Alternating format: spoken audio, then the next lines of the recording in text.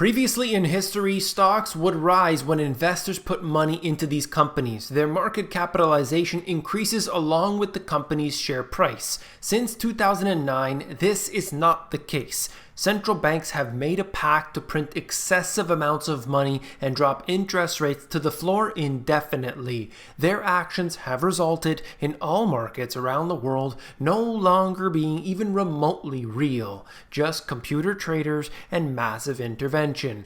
We allowed them to take control, and so we will pay the price. You came here for the truth, so let me unveil that for you. Here are the top 3 reasons why stocks have risen: stock buybacks, central banks, and low interest rates. Right now in 2019, share repurchases have been the #1 reason why we have seen a rally in stocks. Not investors buying stocks like they would in the past. That's not happening right now. We have seen equity outflows still continuing since September of 2018. This has been documented countless times on this channel using the EPFR data. EPFR grabs all of the data from over 100 countries and countless markets. They see where the money is going in and out of. This has been determined that stocks are not being purchased by individuals right now and instead are actually being sold.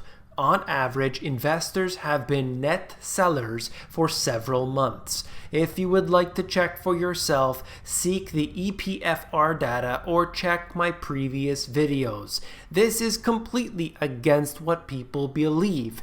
They see the stock market rising, and to them that means the company is good, consumers are buying things, inflation is low, unemployment is low, therefore things are good, right? Well, not exactly.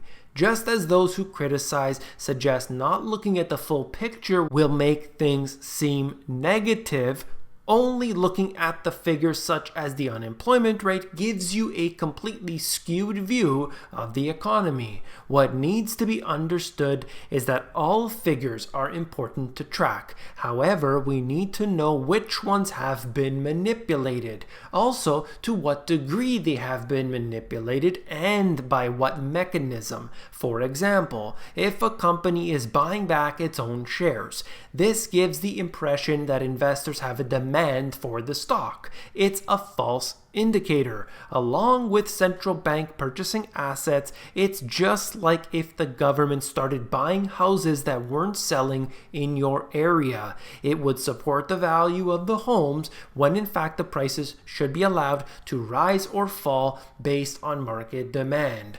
Not some senseless idea that market cycles are a historic relic to be forgotten. A cycle can be long or short, but all are finite. All will end. Central banks have been purchasing stocks, toxic assets such as mortgage-backed securities, bonds, and practically anything else that the market doesn't want.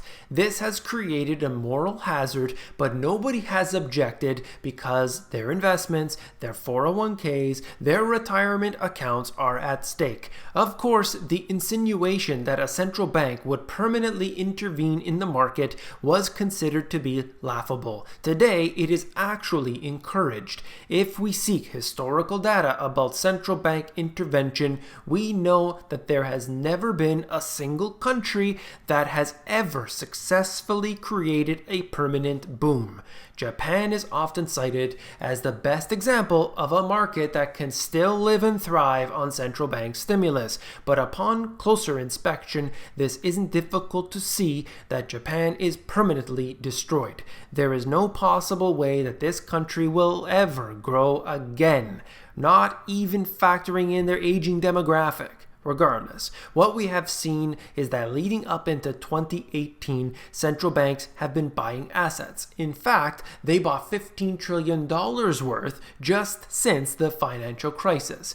That's only including that which they have publicly disclosed. This doesn't include the $16+ trillion worth that the Fed gave out to institutions all around the world, for example. But even still, $15 trillion by these central banks, and when they decided that 2018 would begin the year of quantitative tightening, markets weren't initially worried. And why should they be? Stocks had risen so much. It was time for a tightening cycle as long as they would go slow and steady.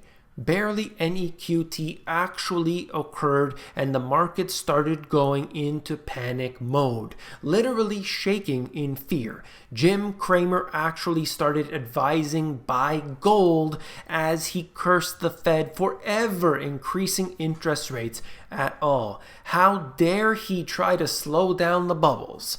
Beyond all of this, it's important to understand something that the media refuses to touch on. Central banks are not your friends. They don't give a damn about you.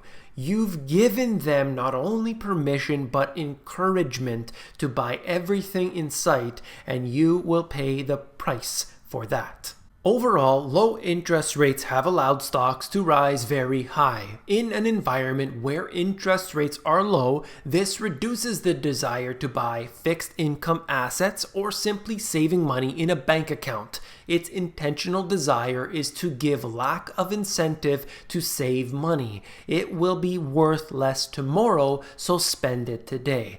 But it's a known fact that savings will in fact increase production in the long term, not short-term thinking. Those who save will make more wise, thought-out investment choices later. Sure, casinos add to the GDP, but is that really wise? I would argue not. It would be better for someone to save their money for a few years and put it down on their mortgage to buy a home, instead of spending it at the casino and then rack up credit card and student debt. Then, when it's time to buy their house, they put the absolute minimum down payment and struggle through their life. 99% of people encourage low interest rates because they're borrowing money, and obviously lower borrowing costs is good for those in debt. What they have remained ignorant to is that central banks, like the Fed for instance, must proceed with open market operations in order to manipulate interest rates. It's not as simple as adjusting the chosen interest rate on a computer screen. They literally print money to keep rates down. Do you think these misguided people are aware of this? Low interest rates come at a price. Low interest rates encourage speculation in markets, whether that's in stocks or real estate.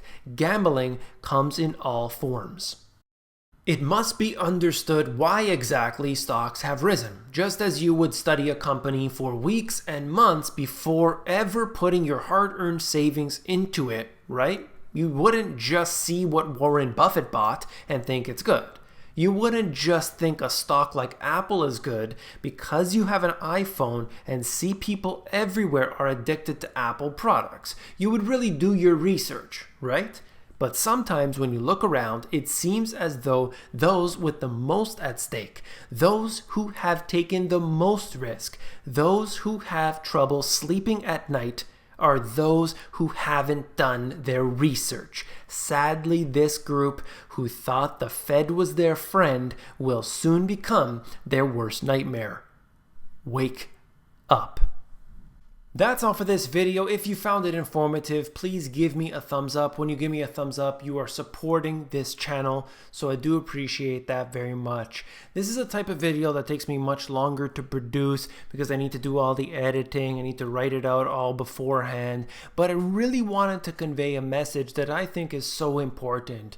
The stock market is rising. The stock market can go to 100,000. It could go to 1,000,000. It doesn't really have anything to do with what's happening in the real economy, and that's what I tried to stress on all of these videos. Of course, you see the negativity coming through, and that's quite unfortunate because many people don't understand what I'm talking about. They just see a chart going down and they freak out. They don't watch the video. They just freak out and they start typing something, and that is just incredibly strange behavior. But at the end of this video, I had explained why that is. It's because they have so much invested into it, and these poor souls are unfortunately going to lose a lot of money. Anyway, that's all I wanted to say about that. If you want to find out about the details about the foundation, the history of the asset classes, and making money, then my 2 books have everything you need. You can get all of the information at the link in the description. If you want the audiobook, that's available at themoneygps.com. If you want to see more information about the EPFR and all of that, I have this video right here. If you watch it, it will explain it in detail. Click on it and I will see you there.